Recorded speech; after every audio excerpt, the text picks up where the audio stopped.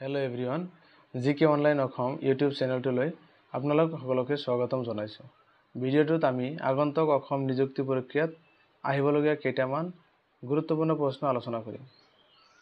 ভিডিঅ'টোৰ প্ৰথম প্ৰশ্নটো হৈছে, মানৰ প্ৰথম আক্ৰমণৰ সময়ত আহোম ৰজা কোন আছিল?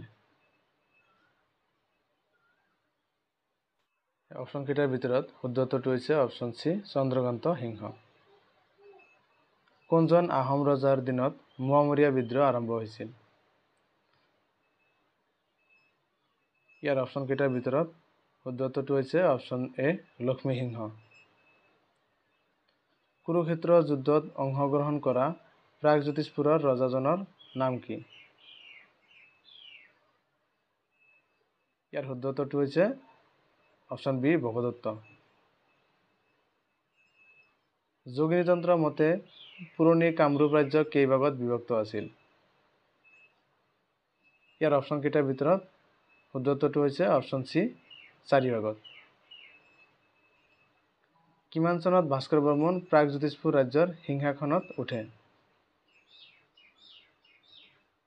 ইয়াৰ অপশ্যন কেইটাৰ ভিতৰত অপশ্যন চি কাৰেক্ট, 594 খ্ৰীষ্টাব্দত।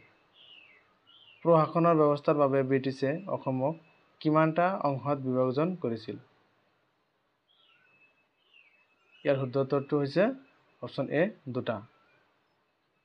অসমত ব্ৰিটিছ প্ৰশাসনৰ অধীনত নিম্ন অসমত কোনে কৰ্তব্যৰত আছিল?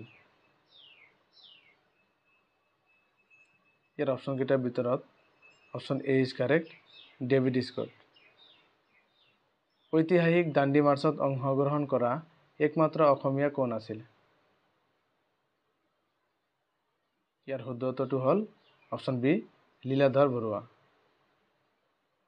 অসমৰ স্বাধীনতা আন্দোলনৰ প্ৰথম শ্বহীদ কোন আছিল? ইয়াৰ শুদ্ধ উত্তৰটো হৈছে অপশ্যন এ, পিয়লি ফুকন। অসমত ডাক প্ৰথা কিমান চনত বিলোপ হয়? ইয়াৰ অপশ্যন কেইটাৰ ভিতৰত শুদ্ধ উত্তৰটো হৈছে অপশ্যন বি, 1843 চনত। অসম আৰু মোগলৰ মাজত সংঘটিত হোৱা শেষৰখন ৰণ কোনটো আছিল? ইয়াৰ শুদ্ধ উত্তৰটো হ'ল অপশ্যন চি, ইটাখুলিৰ ৰণ। অসমৰ প্ৰথম ব্ৰিটিছ চিফ কমিছনাৰ কোন আছিল? ইয়াৰ শুদ্ধ উত্তৰটো হৈছে অপশ্যন এ, R.H. কিটিং। কোনজন আহোম ৰজাক উত্তৰ পূব ভাৰতৰ শিৱাজী বুলি কোৱা হয়? ইয়াৰ অপশ্যন কেইটাৰ ভিতৰত শুদ্ধ উত্তৰটো হ'ল অপশ্যন ডি, ৰুদ্ৰসিংহ। অসমত স্বৰাজ দলৰ প্ৰথম গৰাকী সভাপতি কোন আছিল? ইয়াৰ শুদ্ধ উত্তৰটো হ'ল অপশ্যন বি, তৰুণৰাম ফুকন।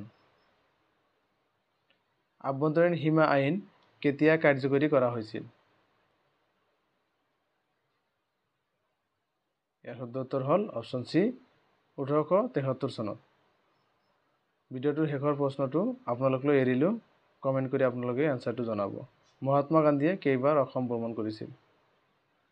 ভিডিঅ'টো চাই ভাল লাগিলে লাইক, কমেণ্ট আৰু ছাবস্ক্ৰাইব কৰিবলৈ নাপাহৰিব। ধন্যবাদ।